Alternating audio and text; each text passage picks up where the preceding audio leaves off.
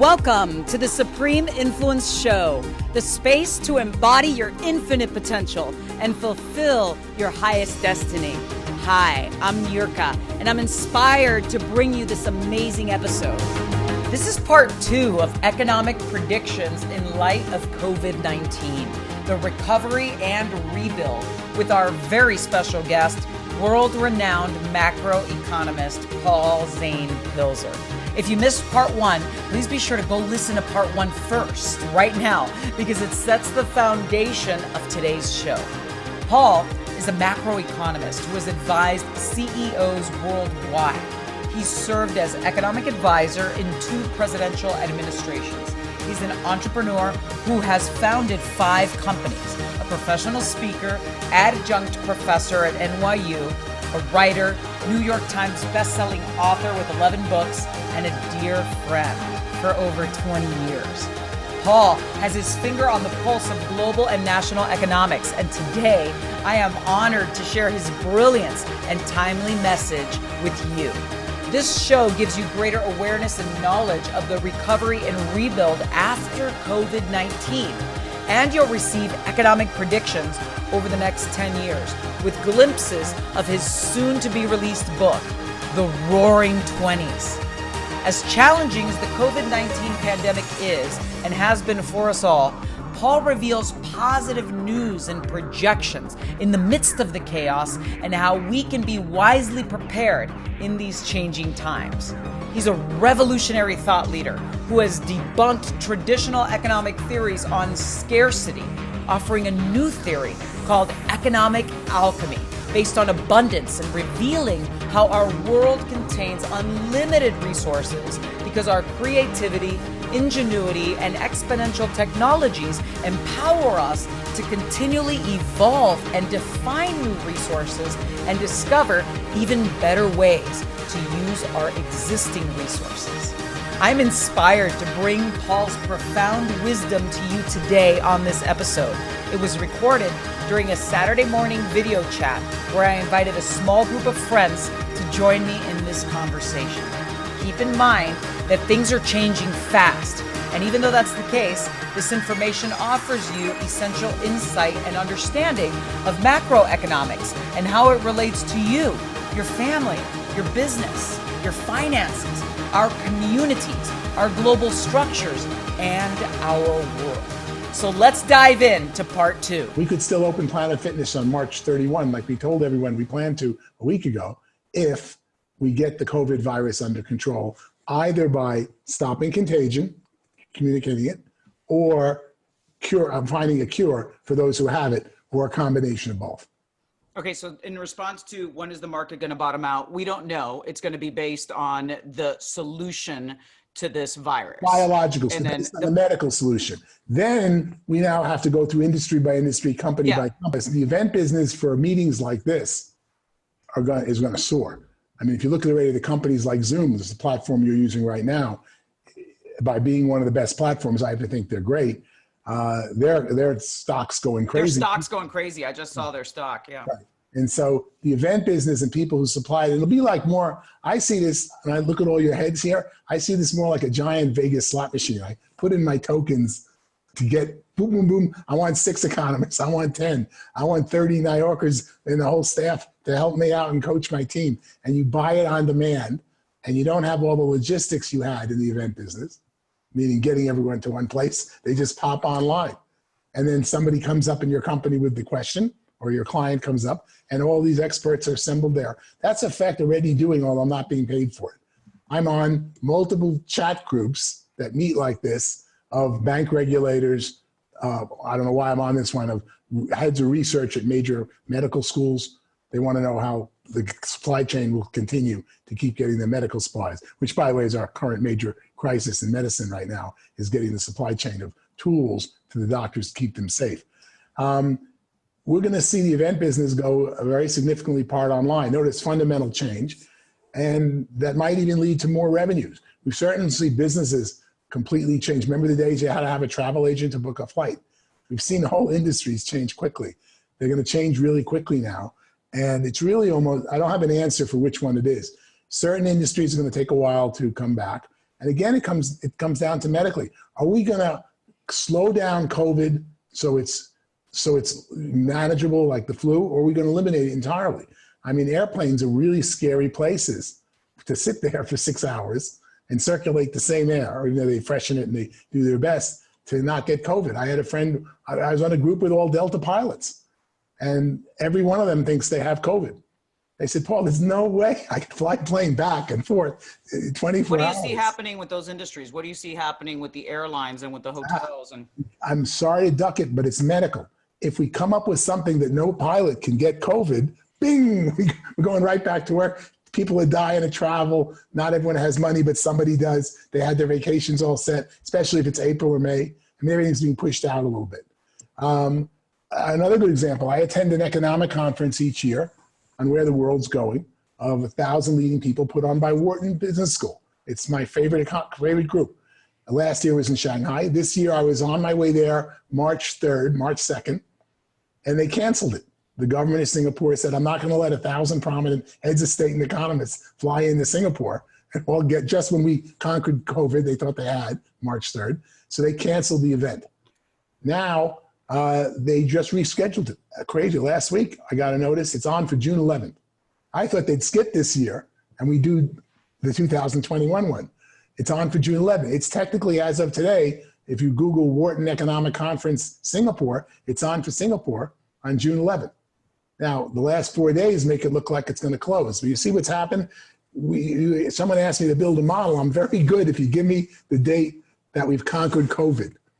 It's sort of like, when is World War II going to end? And I'll know when I tool up everything. But everything depends on that medical date. That doesn't mean we can't make plans and do things. And frankly, it's going to sound cruel because we're all so injured by COVID financially, and most of us lifestyle, including my family. It's going to be an exciting time to watch it rebuild, the rebirth and rebuild of our economy. And quoting Emmanuel a little bit here, maybe a rebuilding of how we treat each other and how we care for each other and how countries look at each other, which we were really getting to. I mean, China was the Klingons in most of my lifestyle.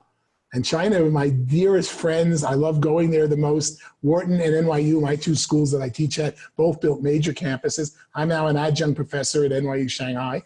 And I never thought this in my lifetime. They were these evil people that were fighting my wife's family in Vietnam. And now we've made them our best friends. We yell at them, you crazy Chinaman, why didn't you ship the goods last week? When are you delivering?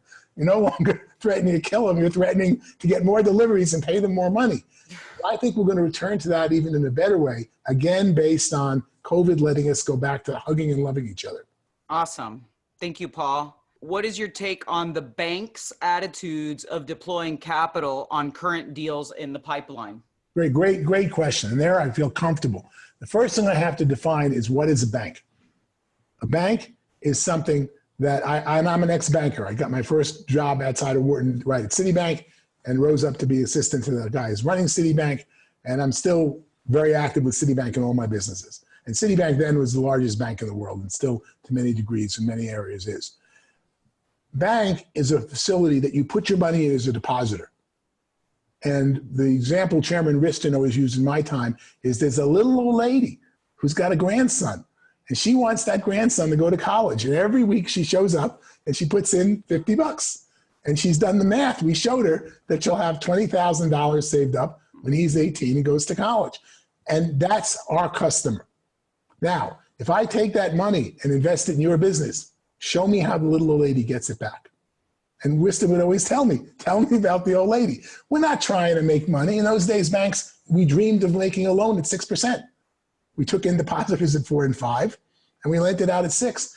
The important thing is, all of those loans had to have what I call the management by death pass. That means if everybody connected with making the company died, Emmanuel, you and your employees, or Demi, and everything bad happened, the little old lady still gets her money back because we, the bank, collect it. So we only lend on assets that will turn to money, turn to cash over time. You have an inventory, you have something I can put a lien on. I know I can go after your house, get the title, sell the house, and I want a little cushion of 20%. That's what a bank is. A bank is giving you money on something that will turn to cash by itself. Unfortunately, banks got into what equity people do, venture people do, that are dependent on Niurka getting up every morning and coming up with a new plan and doing all these new things. That's not a bankable loan, which is why you don't have a lot of bank debt in your business, I'm going to guess. Because nobody would lend it to you because they said, if your employees all die and you die, I'll feel bad for you. But the little old lady doesn't get her money because we don't get the asset turn. But if I lend on your shipping containers, on your gold, on an asset or a house that can be turned to cash without your expertise, that's a bank loan. So the first thing is the banks, as we call them, lenders, are never going to give anybody a line of credit. And if they were going to give them a line of credit last month because they were so strong, it's not happening. And it's very sad to me to think unless it's collateralized. Collateralized by something that turns to cash if everybody dies. And I used to lead my meetings at Citibank, and my boss would say to me, so tell me, let's go through the death test. If everyone in the room, including you, Paul, including me, died, how does the bank get the money back on this thing we collateralized? Well, we hire some guy to take it and sell it, have a cushion, we get back 70 cents in the dollar, and guess what? That's what the little old lady had. So that's a bank. Now, separate functions of banks are things like becoming the currency in the world. I mean, someone needs to pay for something. And if two of us ever agreed to, gee, I'll come to your seminar, I think I'll get $20,000 hit in my business. By being there, you're charging me $1,000. I'm sorry if these numbers are way off. I'm thrilled to pay the $1,000 and earn 20. But then once we agree, there's something else. How do I get you the $1,000? To get you the $1,000, Niurka, so I'm looking at you over there. I should put your head over here. To get you that $1,000, we got to figure out, hey, do I give you apples, oranges? No, you'll take a swipe of my credit card. Those are provided by banks and electronic companies that do transfers of funds with reserves. And that stuff's real scary because if the bank goes out of business, doesn't have employees to fix, they can't move it. They will fix it over time. But the depression quickly became a cash economy. Checks stopped. People walked in, they didn't trust the bank. You got to walk in with piles of cash to go get your seed corn. Nobody was going to trust you writing a check in 1932 or 33. So what's scary and what my expertise right now is focused on, and the people I know, we have to keep the transaction part of banking flowing, and flowing in a good way, because without that, it would take you 2 hours to make a sale maybe of somebody who wants to come in and be at your seminar. You'll never figure out how to pay if you don't have a debit card or a check. If you've got to start arguing about apples and things in your house and how you're going to deliver it. So banking system means a big thing, the transaction function and the banking system for loans, which is really not going to happen. And right now, it's the banking system's focus on just staying alive. I mean, we are seeing such scary times. I believe that secretly right now, I don't like to use the word secretly, but I feel it. The Fed is buying not just government bonds when they come due. Because I have a government bond, it's $10 million. I go somewhere to get it turned in and no one wants to buy it. So I want to sell it and turn it to cash. There's nobody out there. And I've heard horror stories where people go to their bond funds, click on them to say, sell $200,000 of this so I have cash to meet payroll. And guess what happens? Nothing. You think the clicking's wrong. It doesn't show, but you see the price. You see the volume of transactions, and you say, I want to sell this stock, sell this bond. It doesn't sell. One of the scariest things in my life right now is I've lost huge amounts, millions of dollars in municipal bond funds. Now think of that. I take my money, and I'm worried. So years ago, I took a significant part of my worth, and I buy muni bonds. That's a bond issued by the city of New York, or Podunk, Iowa, or a little town. And the municipal bond funds take 100 bonds, put it in a fund, assume they're all $1 million, there's 100 million. If you do nothing but sit and wait for time, guess what they become? 100 million cash, because the bonds come due and the city pays it off. Well, guess what's not happening? The bond funds are dropping to 20, 30% drops, meaning they're selling for 60, 70, 75% of par. So you have a bunch of bonds, which are IOUs from governments that are saying, I'll pay you $1 million. The bond should never go less than the par value. And they drop below par, which is really frightening. Now, one explanation for that is it's not that people think the municipalities, Paul, that's what I said on one of these calls like this. I said the municipalities are going to go broke. People smarter than me who have time to go through each city and each state are saying these states and cities can't meet payroll. You don't meet payroll, you don't have police. You don't have fire. You don't have anything. And most of their expenses, by the way, are payroll and pensions. I mean, it's a huge mess when you think of these municipalities going broke. The alternative view, which I'm currently clinging to like a life raft, is that these bonds have not fallen because people think they'll default. They've fallen because people are desperate for cash today. They know they can sell it for cash, and they want the cash. I mean, this hour, not the market is dropping by the hour in many places. So they want to sell these bonds and turn them to cash now at 10 a.m. They're not willing to wait. And then they got to wait 3 days for settlement of the security. They're not willing to wait. So they want the cash so desperate that they're willing to take a 5, 10, 15, 20% discount. And that's why municipal bond funds are selling well below par right now. That is the scariest thing in the world, because what a person does when the world crashes is you have stocks, you have bonds. I think it's bad. Let's move more stocks to bonds. You click on the money and your bonds drop 20%. That's happened to me, by the way, in one day. And I thought it was an error on the computer screen. Now, does that bounce back? Theoretically, if they theoretically should, and that's why I had a long talk with some very key officials at Vanguard yesterday. I don't know. They're not going to tell me it bounces back because it may take a long time. I personally believe, because I don't believe God is ending the world, which if it doesn't bounce back, the world gets a lot rougher. We're still dependent on calling 911 and getting help. But one of the things I've had, good news, I'm setting up ticklers on my system that when the bonds start going up, not only will I'm holding still in my municipal bond portfolios, I'll buy more because I believe they will come back to par. And that's exactly what happened in 2007 and 8. Municipal bonds fell to 80 cents on the dollar, 75 cents. I can remember the date all Illinois bonds fell to 75 cents because they felt Illinois would default. A default means no police, no fire, no services, no schools permanently. And it came roaring back like in a very short couple of months. So, and again, I'm going to make mistakes this time as an investor based on the mistakes I made in 2007. What didn't work, and that doesn't mean I'm right, but I'm wounded that way, so I keep repeating the same one.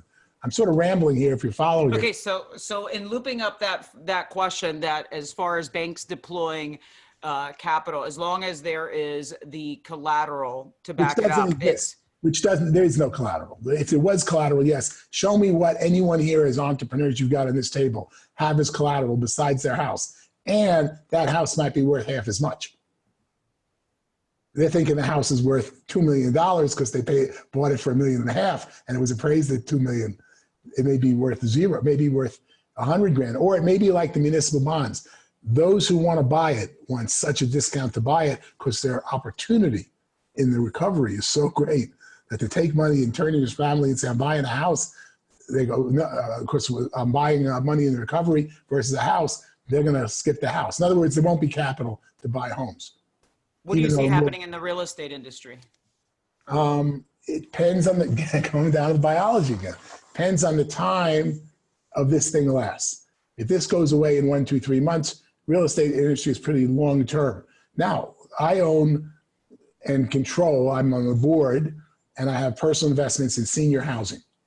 We have exciting multi-billion dollar senior housing business. Would you like to buy one of my projects with 100 seniors living in it today? None of them have had any problems with COVID. You want to buy one? So when you say real estate, you have to say which real estate. Okay. Let's take retail. I've already been talking about how you call yesterday with big box. By the way, I've had some really good calls, so watch this one. On one of my Planet Fitness gyms, I have the list of people I need to call. And one of them is, I've learned this and I have this as a chapter in one of my books, tell people in advance the worst case. Just take a deep breath, because then you'll be friends when it's not as bad. So before I'm ready to call one landlord, he called me yesterday. And he said, so Paul, I said, I owe you a call. He says, no, you closed your store. I drove by and I saw the Planet Fitness was shuttered, which is a violation of the lease. The lease says accelerates and I owe all the payments at once if I close the store. And he called me and he said, I saw it closed, so I'm kind of worried, but obviously you were ordered closed, I read. I said, yeah, I had no choice. And I mean to call you and tell you it closed. What do you think you're going to need financially? I said, I don't know. I have to make some assumptions about the biology of the virus, and then I'll tell you. Well, I'll tell you what, I know you're going to need something. So you owe me $88,000 rent this month coming due on April 1. Don't pay it. You probably have a better use for that cash. I said, thank you. I'm going to keep my employees a month to at least that, to see that. Otherwise, it's nothing to reopen if you don't keep all the employees on staff. He says, just defer it. I'm not giving it to you. I'm letting this, give it to no interest, pay me when? When can you pay me? I said, look, let's assume it comes back fast. How about I pay you on May 1, the April 1 rent? He says, you'll pay me April 1 and May 1 rent on May 1? I said, yes. He said, you're great. I said, no, you're great. You called me and didn't argue with me. He says, Paul, I need to keep you in business. I don't know how to do that. And I don't have the money to do it because the money I'm not getting from you in April, I got to give that money to the mortgage lender. But I already spoke to the mortgage lender before I made this call, and he said, let's find a way we can cut his rent 25%. I mean, these are great things. So they're already anticipating at the mortgage level that they have mortgages on properties that have tenants. And this thing, nobody does any good if we kick 10,000 members out of just one Planet Fitness store, let alone there's 2,000 of them. We're all in this together, and everybody's going to have to work together. And ultimately, someone's going to take the hit, and the hit's going to get taken by government. Government's going to sponsor huge reductions in mortgages. It's already started. Government in the U.S. is about to send everybody $500 a kid and $1,200 cash. It's the latest proposal just here, just to keep them breathing and having the food while we figure out what we do. Government in the U.S. has already proposed you come in with a pay stub. And here's the interesting thing about entrepreneurs. Do you remember the BP workout I put time into? BP was the oil crisis in the Gulf of Louisiana. And that Gulf spilled oil, and the government stepped in with billions of dollars, fined BP, took the slush fund, I think it was $120 billion, and gave it to the entrepreneurs who lost money. So a typical entrepreneur who lost money was a guy like owned a restaurant. He's not in the oil business, but his whole business was the dock where he sold the best shrimp sandwich to the people who went out on the oil rigs to work. It's a huge industry. And now he got hit because when BP oil spill came, for a year and a half, there was no commerce. So the government says, we will make up your sales, but only on your tax return, meaning you walk in with your tax return, you show what you earned last year, government writes you a check. Isn't that great? I think it's wonderful. But if you had cash and didn't report it, because all these people down there, a lot of it's a cash economy, you're not getting a penny. And the government made a big decision. If the guy took the lunch money, $5, and put it in his pocket or under his mattress, or paid another vendor with cash so they could hide it for not pay taxes, those people, the government, the US government said, we're not going to pay you. You must show bank deposits for your sales, credit card receipts, and we'll give you that. That's exactly what's going to happen here. I know that because I attended a meeting of bankers and government regulators.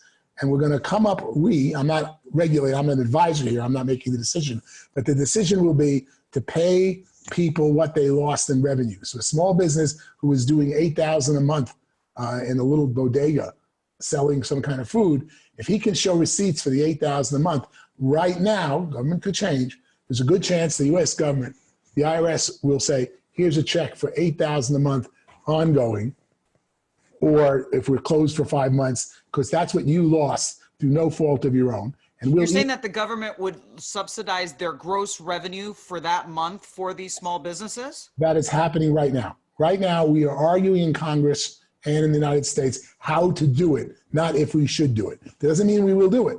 But right now, we're figuring out what are the mechanisms to make that happen. And we have evidence of this when we did lose the BP oil spill. In that case, we got a big check of 100 billion, whatever the number was from BP, and then we gave it to the people, not just oil drillers, anybody in that economy who got hurt, because we said BP's paying it. In this case— And for what period of time? What you lost till it recovered. And it took like 5 years to recover. This takes a while, which means you got to give them payments like here's $1,200 today. You know, they're literally funding that money now. You got to give them money to buy food. They have kids, they're hungry. You have to have some law and order, and people get very testy when they don't get fed or their family doesn't get fed. The scariest picture I saw, I don't want to be the negative of this, was a friend of mine sends me a picture of Costco. And I said, gee, the line doesn't look so bad. Should I run over there and get food?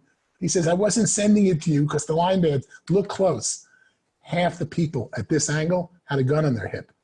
And the reason is you have two kinds of permits. You have a concealed carry permit, which is harder to get, a hidden gun, and a open carry permit, which means you're not hiding it. And the open carry, most people can get, so they just carry an open carry gun. That really threw me. Nothing's going on bad. Nothing's happening. A lot could be said. Our president and a lot of people believe we'll have law and order because of these people. God bless them, like school teachers carry a gun. So I'm not making a comment on gun for or not. I'm just making, I never saw a picture of Costco shoppers in line, lined up at the counter. And I never noticed the new fashion element was a gun on their hip. Like of half these guys I saw on the line there. So it's going to be very... What is the time frame on a decision like that from government to subsidize small businesses? Days. I believe this week we will have, well, I'll go through. Right now, based on my calls, which are adverse selection, some people call me to talk about it, some people don't. Based on people I'm talking to, I believe within a week, they're going to hand people checks for $1,200. The last proposal was if you have a tax form electronically, they can look up your number, of if you're in less than $98,000, we're going to give you $1,200 a person and $500 a kid. And that was as of 2-3 days ago. And we're going to, I mean, that check's coming to you now. It's going to the mail or it's going to get deposited in your account. And then we have to figure out the mechanism for it. That's not a lot of money, but it tells people making less than 98 grand. All the proposals I saw till 2 days ago, where everybody gets the $1,200 check. We give it to the rich people. Now, who's going to pay for this? The taxpayers. The richer taxpayers are disproportionately going to pay this because we have progressive income taxation. So the more you make, the more you're going to pay, but it sends the right message and it keeps things flowing. The next item, now you answer your question more directly, is what are we going to do for small businesses? And they're all talking about subsidizing small business revenue for some period. Now, but this is just U.S. We're not talking Canada? Yes, U.S. Yes, U.S. Now, the small business revenue I already saw became political. Everybody was unanimous, or 98%, 95%. I think Rand Paul was the only senator who voted against the $1,200 check. It's changing by the day. When it comes to giving people, small businesses money, what's a small business? Is it a business that's $100,000 a year, $1 million a year? And it very quickly became political. The Republicans say, oh, small business deserves this. You shouldn't penalize a small business because he grew his business to $1 million a year versus $500,000 to $100,000. He's just got bigger problems, more payroll to lay off. Give him the same amount of money. Wrong. Other side of the aisle is saying, we don't care about the guy who is doing $1 million a year. We care about the guy doing $100,000, which I think is short-sighted because both are going to lay off people proportionate to their sales. But these are the questions we're doing. I will say I've never seen this much cooperation on both sides of the aisle in Congress in the last 2 decades, probably 3 decades, since I was in the Reagan administration when everybody hated the other side. I'm seeing real cooperation, at least on the discussion, not on the output. They still want to penalize the larger, mid-sized small business, but in terms of debating it and being civil and figuring out the economic impact. And ultimately, if you think about it, the government is bearing all this cost. It means we're going to pass on the cost of this bailout to the people based on their net worth or based on their income. So somebody's got to go. You go through my chain with Planet Fitness. There's my member at $10 a month. We're not billing them anymore $10 a month. That means I have zero revenue on each gym, or so does any other business. I got to pay a landlord. I stop paying him. He stops paying his mortgagee. The mortgagee stops paying his shareholder who bought those shares from Schwab on a fund to live on, to get an annuity. You start to see the chain. At the end of the line, I believe, needs to be the government doing a stopgap and saying, we're going to eat this expense, which means we're going to pass it along to everybody else. And that's why the first bailout proposal was $1.5 trillion. Now they're looking at $1 trillion bailouts left and right. And then we're going to have to pay all this back in some way. Good news. The U.S. economy is so unbelievably strong. And here I mean U.S. and Canada. It is so efficient. And it can be made so much more efficient by technology we've developed ready to roll out. And as I'm sorry to say, the rest of the money that's around the world is flowing here. It is flowing to the U.S. because they believe we're stronger militarily and we're stronger politically than the country they probably come from. And there's always a rich guy in Malaysia or Indonesia, and he's worried about his family, and he and his wife are putting that money in the U.S. So the U.S. is going to come back very strong, or let's call it faster than anyone else, and we'll survive this massive amount of borrowing because it doesn't do us any good to close our retail stores. Now, by the way, I got off on this when I talked about retail. Big box retail is not coming back because what was happening in retail before this, online. Look at your lifestyle, how much you buy online now. And every once in a while, I just bought my cat food online 3 months ago. I haven't stopped buying cat food. It's so convenient and it's cheaper. And it shows up at my door. And cat food's it's really hard to carry cat litter and cat food. And so all these things now, big box retail was already in huge trouble. Well, there's going to be no tenant coming back, or the tenant's going to come back and say, I had 20,000 feet, I now need 10 or 5,000 because most of my sales are online. Because you're going to have to let them out of their leases and we're going to have to rebuild. And these are going to be rapid changes in the economy. What Joseph Schumpeter called creative destruction. Joseph Schumpeter is my favorite economist. I based my work on it. The whole Reagan administration economically was based on it. And he created a term called creative destruction. Globalization, the ability to trade with everyone else, leaves more people to compete for your products and services you want to buy. And what happens is you buy cheaper and cheaper products that are made better with technology.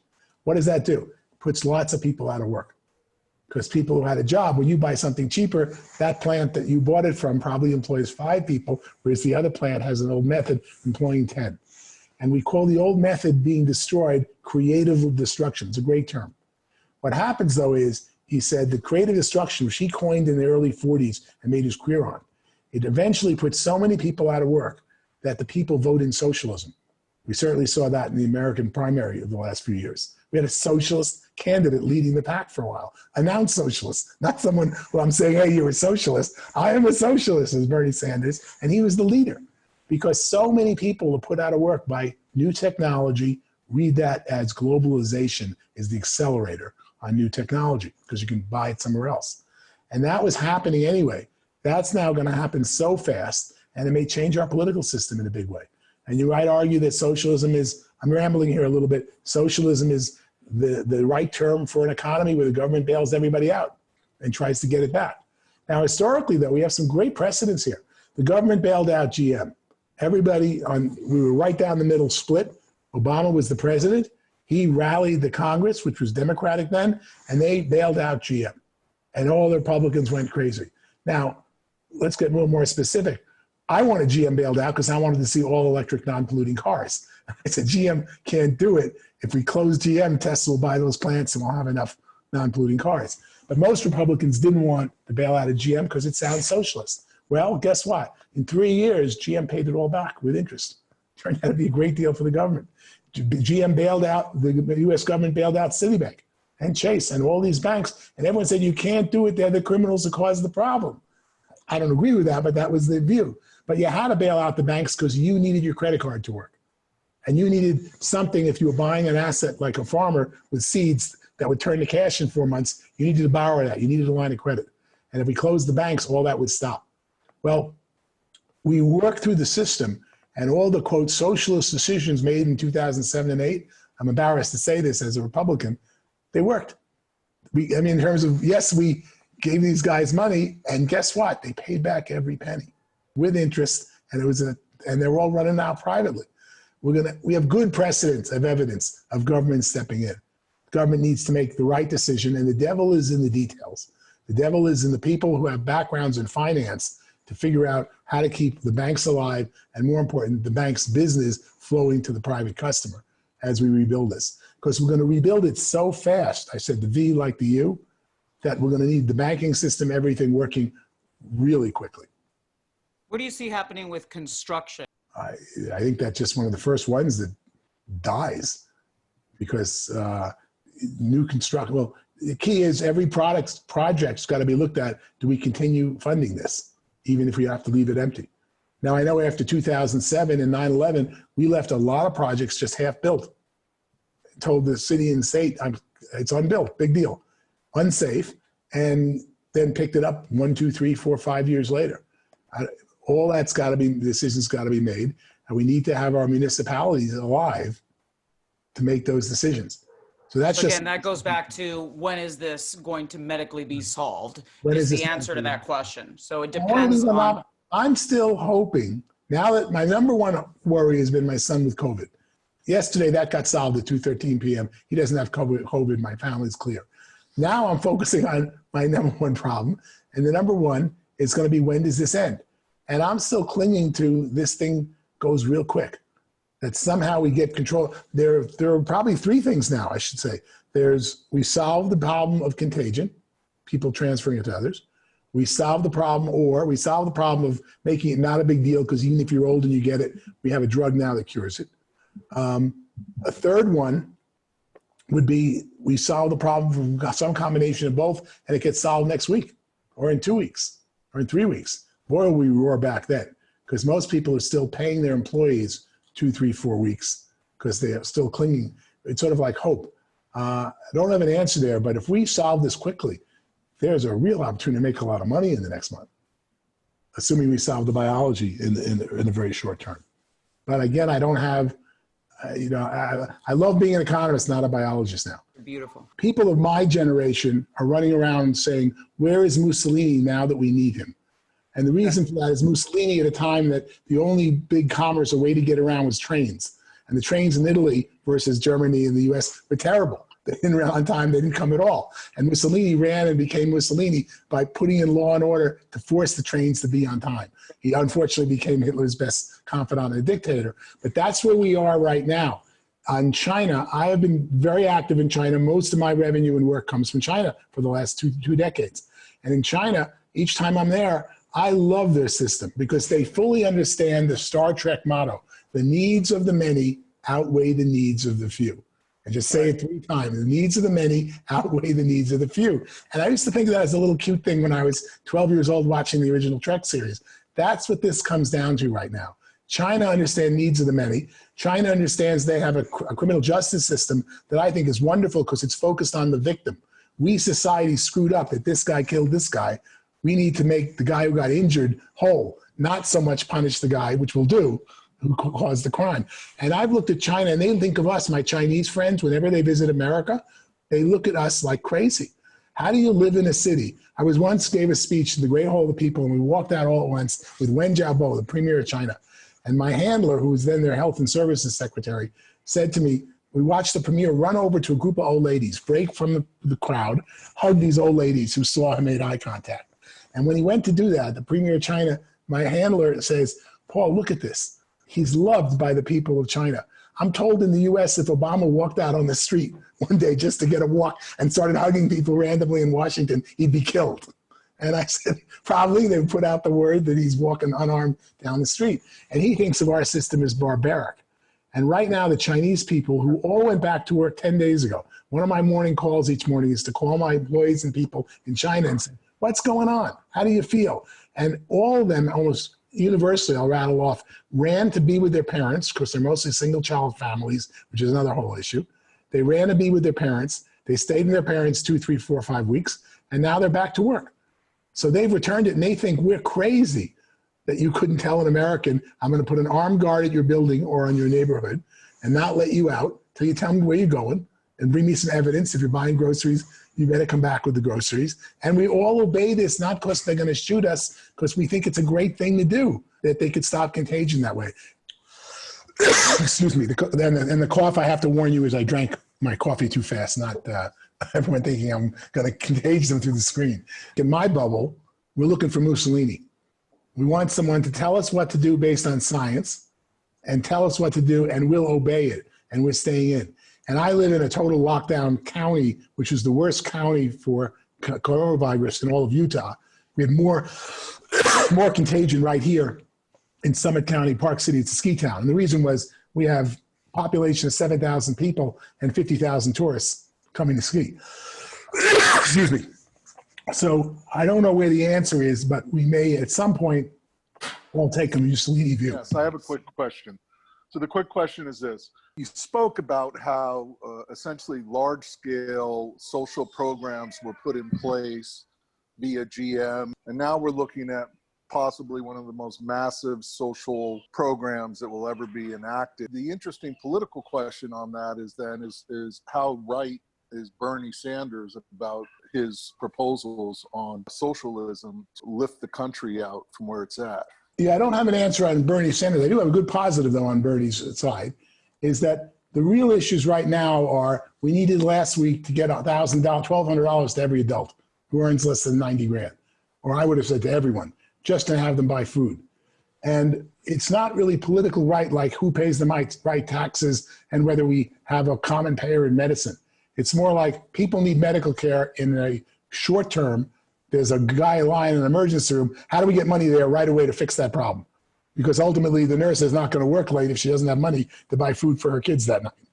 And it's really going to come down to what's the most efficient form of government in a crisis to get people urgent care that they need. And urgent care is food, money, place to live, safety, police. Start thinking of everything that could decay. It gets very scary. And I don't have an answer to that, but I now have a new metric to gauge my politicians.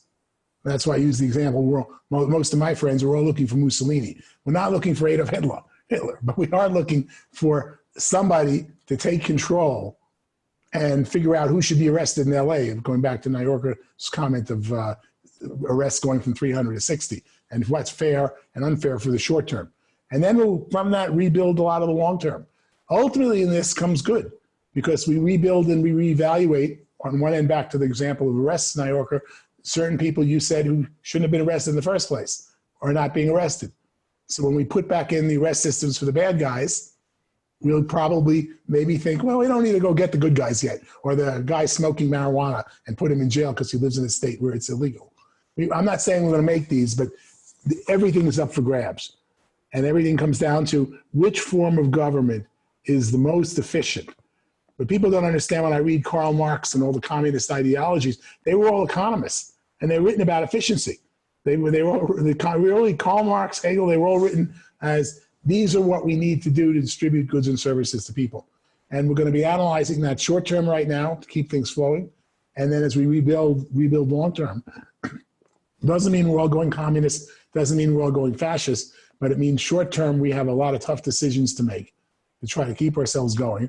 And I believe in the survival of the U.S. I love this country beyond I can't begin how much I feel as a former government official and as a refugee here. Not me, my parents are refugees. How much great I feel about the U.S.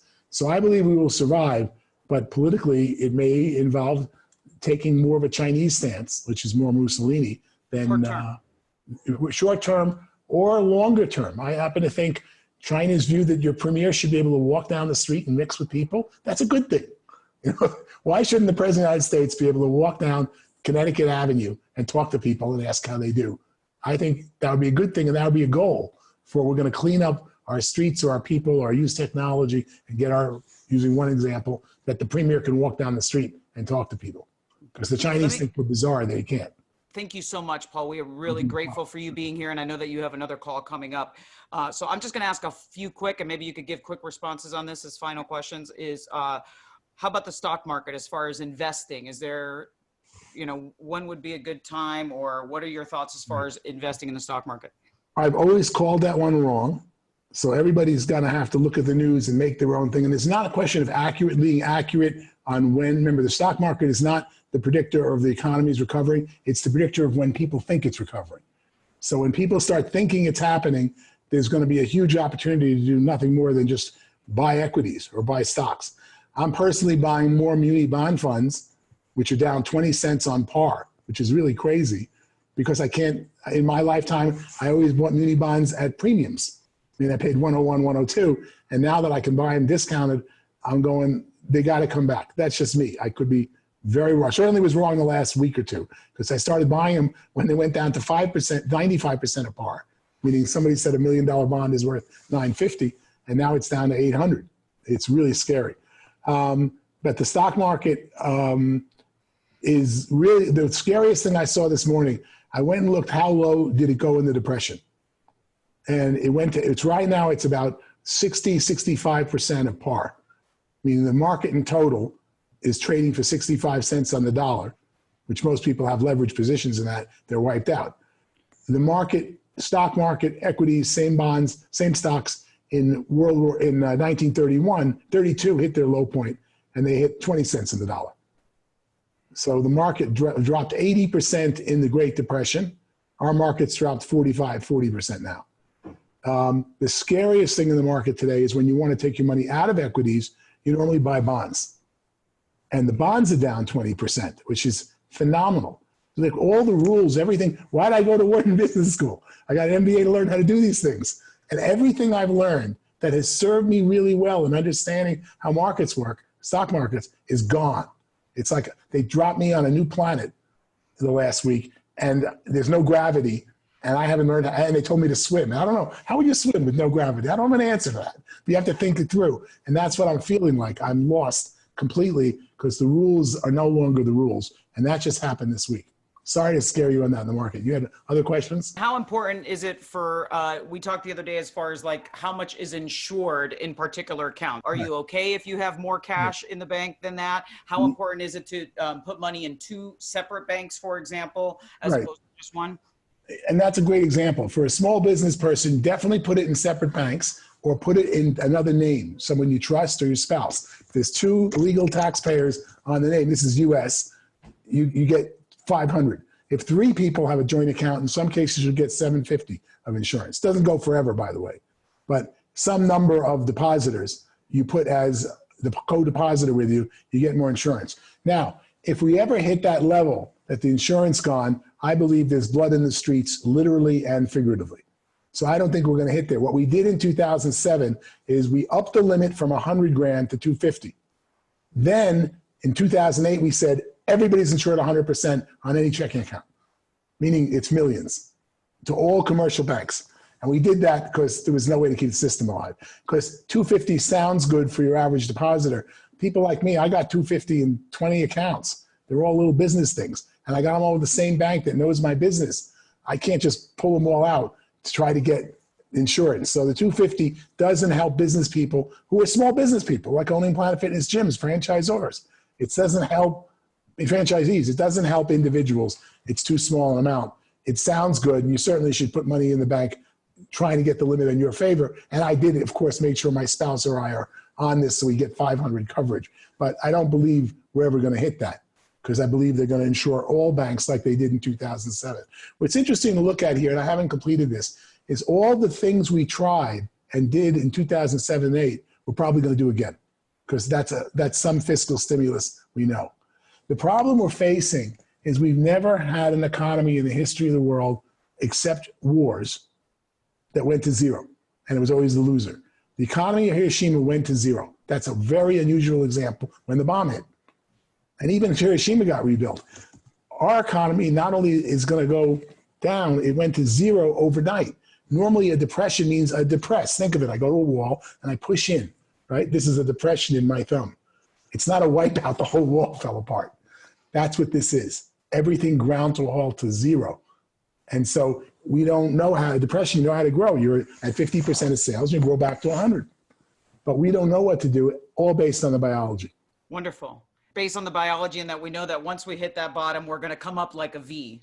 Yes. I want to thank everybody for being here. Paul, thank you so much. Thank you for your time and thank you for your questions in this essential conversation. Again, gratitude to everyone, and we're all in this together. We will keep the conversations flowing. I want to thank everyone. We're signing off with much gratitude and much love. We're all in this in oneness together. We'll be in touch.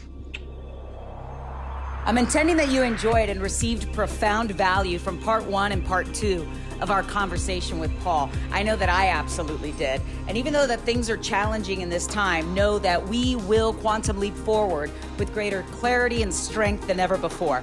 So please be sure to share, like, and subscribe because it's essential that we spread this news across the globe. And also, if you haven't already, please be sure to give us a 5-star rating if you enjoyed it. I'll be so grateful that you did. And be sure to tune into our next episode because I'll be having a conversation with my dear friend, Michael Beckwith, on spiritual liberation. I will see you there.